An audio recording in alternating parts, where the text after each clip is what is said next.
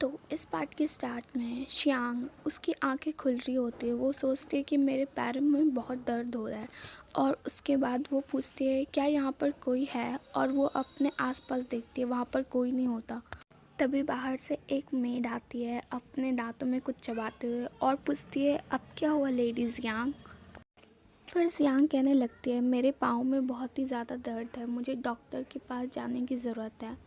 और उसके बाद वो मेड मन के अंदर सोचती है क्या परेशानी, और उसके बाद वो कहती है कि इस समय फैमिली डॉक्टर मिस यू के पास होंगे और मैं उन्हें परेशान नहीं कर सकती, नहीं तो मार्क्वेस गुस्सा हो सकते हैं। और वैसे भी आपके पाँव की चोट ठीक होने में समय लगेगा, इसीलिए धैर्य रखो और हम नौकरों को परेशान मत करो। जियांग तब से उसे आराम से सुन रही थी, लेकिन उसे गुस्सा आ जाता है और वो उसके मुंह पे चाय फेंक देती है और गुस्सा होते हुए कहती है कि अपने शब्दों पर ध्यान दो।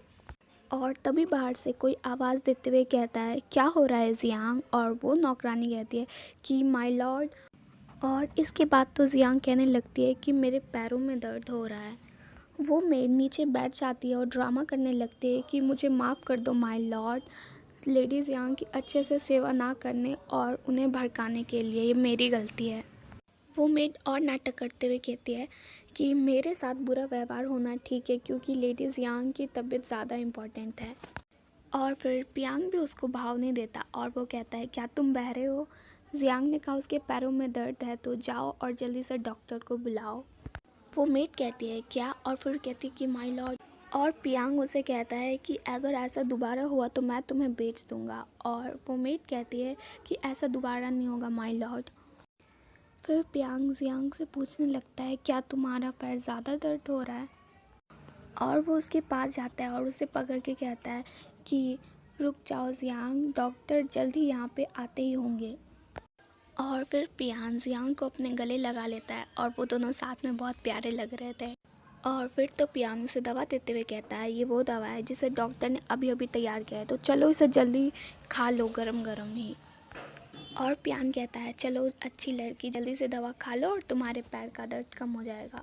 और जियांग सोच रही थी कि मैं पिछले जन्म में अपनी दवाइयाँ खाती थी, किसे पता था इस जन्म में भी मुझे दवाइयों से कोई नहीं बचा सकता। और उसके बाद तो इतनी गंदी दवा थी कि उसकी इतना गंदा मुंह बन जाता है। और पियांग उसको एक कैंडी उसके मुंह में दे देता है और वो कहता है ये कैंडी पश्चिम से मैं तुम्हारे लिए लाया हूँ, क्या इससे अच्छा कुछ है। और फिर तो जियांग मन के अंदर सोचने लगती है कि ये हालांकि मेरा सगा भाई नहीं है लेकिन ये उतना ही अच्छा भी है। तभी वहाँ पर एक गार्ड आता और कहता है मिस यू आपसे मिलना चाहती है, और वहाँ पे मिस लिन भी हैं। उन्होंने कहा कि वो आपसे कुछ पूछना चाहते हैं। पियांग सोचने लगता है कि मिस लिन भी वहाँ है, तो क्या ये उससे संबंधित हो सकता है जो मैंने उसकी नौकरानियों के साथ कल किया था। और यहाँ जियांग उसकी ओर घूर घूर कर देखने लगती है। पियांग उसका सिर सहलाते हुए कहता है जियांग चिंता मत करो, कोई बड़ी बात नहीं है, तुम आराम करो, मैं जा रहा हूँ। और इसके बाद तो जियांग कहती है कि रुको, क्या तुम दोबारा आओगे पियांग। पियांग कहता है कि मैं तुम्हें डेली देखने आऊँगा। और फिर तो जियांग कहती है कि फिर मेरे से पिंकी प्रॉमिस करो, और उसके बाद वो दोनों पिंकी प्रॉमिस करने लगते हैं। पियांग सोचने लगता है कि इस परिवार में जियांग केवल मुझ पे ही भरोसा करती है, तो मैं देखूँगा कि जियांग को कोई दिक्कत ना हो। यहाँ मिस लिन कह रही थी कि उस बदकिस्मत ने ऐसा क्या किया कि पियांग उसका साथ दे रहा है। ज्योतिषी ने कहा था कि वो अपने प्रियजनों के लिए दुर्भाग्य लेकर आएगी, और वो उनके बाद कहती है कि मेरे पति की मृत्यु उसके आते ही हो गई, और पियांग की असली बहन को भी बदल दिया गया। पता नहीं कि उसने कितने कष्ट झेले होंगे, लेकिन हम ऐसे बदकिस्मत को अपने साथ नहीं रख सकते। उसके बाद तो वहाँ पर पियांग आ जाता है और मिस यू कहती है कि पियांग यहाँ बैठो, और फ्रेंड्स ये ग्रैंड माँ यू हैं। और पियांग अंदर आता है और दोनों को ग्रीट करता है। और तभी मिस लिन कहती है कि तुम सही समय आई हो पियांग। और वो चिल्लाते हुए कहती है कि पियांग तुम्हें आज ही उस कमीने को घर से निकालना होगा, अगर वो नहीं होती तो तुम्हें डाकू से टकराना नहीं पड़ता। और फिर तो पियांग गिलास को पकड़ के कहता है कि माँ मैं जियांग को नहीं निकालूंगा। उसने मुझे बचाने के लिए अपने जान को जोखिम में डाला और अब से वो मेरी अपनी बहन है।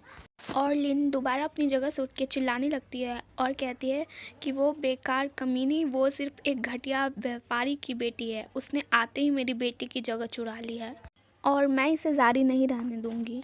और फिर तो वो कहती है, पियान अगर तुम मुझे अभी भी अपनी माँ मानते हो तो मुझे उस अपशगुनी को निकालने दो। ग्रैंडमा लिन सिर्फ उन दोनों को सुन रही थी और वो कुछ नहीं कहती। वो मन में सोचती है कि लिन बहुत ज़्यादा आगे चली चुकी है।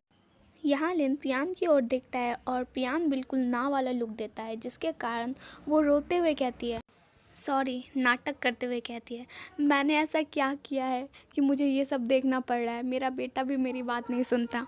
और वो और नाटक करते हुए कहती है कि अगर आप अभी भी उस कमीने का बचाव करेंगे तो मैं मरना पसंद करूँगी।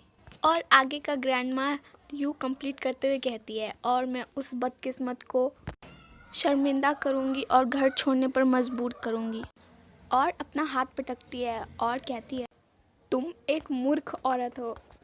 आप इस बिंदु पर अभी भी नहीं समझ पाए कि मैं आपको यू परिवार के पहली मालकिन के रूप में कैसे चुन सकती थी? क्या आपने कभी सोचा है अगर यू जियांग की पहचान सबके सामने लीक हो गई तो क्या परिणाम होगा?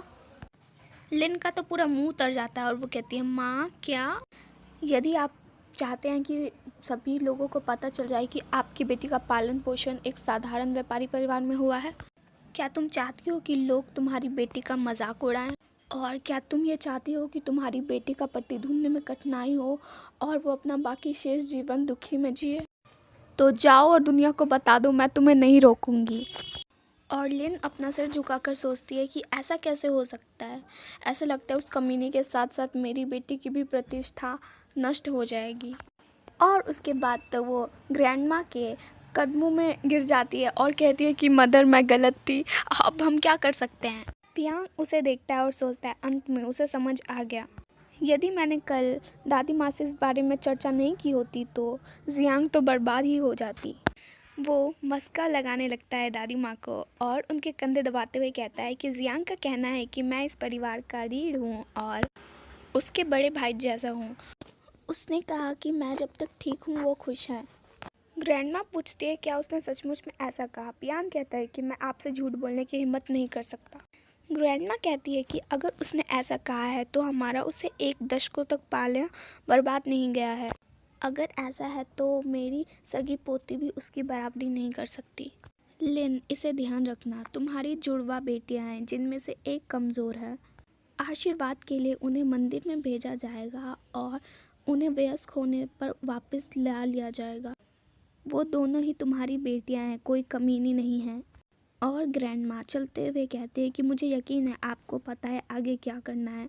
और वो अपनी गलतियों के लिए गिड़गिड़ा रही थी और वो आगे कहती है कि मैं समझ गई, मैं अभी सब निपटा लूँगी और किसी को भी इस बारे में राज नहीं खोलने दूँगी। पियान मन के अंदर कहता है कि फादर के डेथ के बाद ये पहली बार है कि मदर किसी और के लिए भी सोच रही हैं।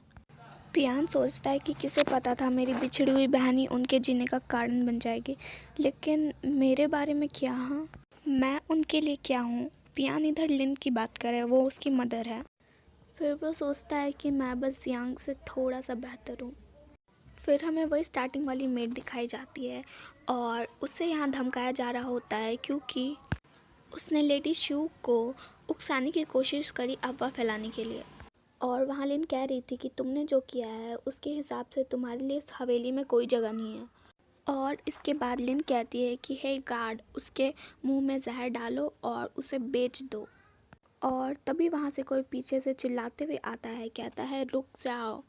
और वो शियू थी। और इसी के साथ ये पार्ट एंड होता है और नेक्स्ट पार्ट बहुत अमेजिंग होगा फ्रेंड्स, इसीलिए कमेंट करना मत भूलना और थैंक यू फॉर वॉचिंग।